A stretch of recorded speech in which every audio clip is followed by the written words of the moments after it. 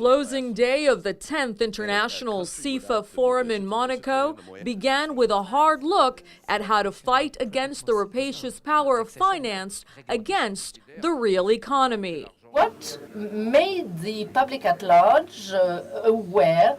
It's because the crisis happened. In fact, we're talking about the crisis, but there are two crises. The subprime crisis, first of all, and the second one, which to a certain extent was initiated by the first one, the debt crisis. There is a growing divergence between those two sectors. Before the crisis in the US, 30% of profits of all American companies were done by banks. They achieve 30% of the global profits of all US companies.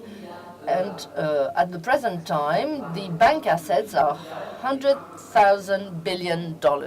We Americans, classically, we're the rivals with the French in terms of what is the strategy for having good market performance.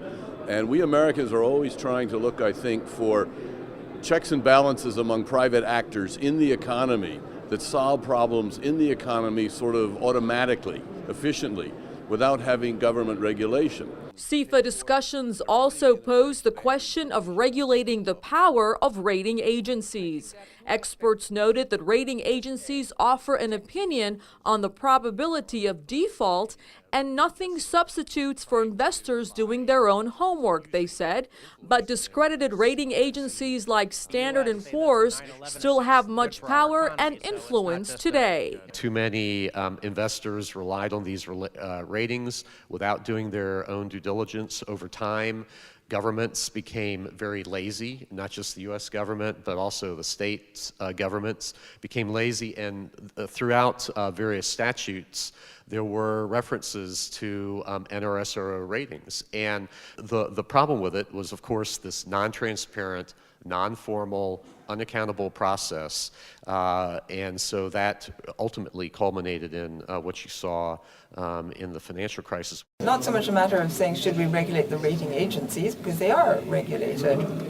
They can only be regulated given their importance. The question is, what is the right way to regulate the rating agencies? CIFA's three-day forum, filled with dynamic expert-level analysis and straight talk, ended with a call for global financial markets to facilitate and encourage the movement of liquid funds into the productive sector of the economy, with the sustainable practice of financial intermediation exercised by moral financial markets and individuals.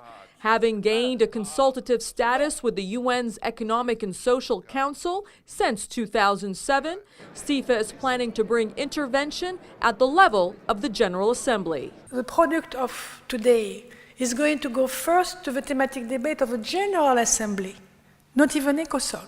We hope that the summary of the co-chair will contribute to the international effort to secure a sustained, inclusive and equitable recovery of the world economy. Financial intermediaries should complement prudential public regulation by living up to an equivalent of the Hippocratic Oath, which says, could say, I will make recommendations for the good of my clients according to my ability and my judgment, and never harm him in any way.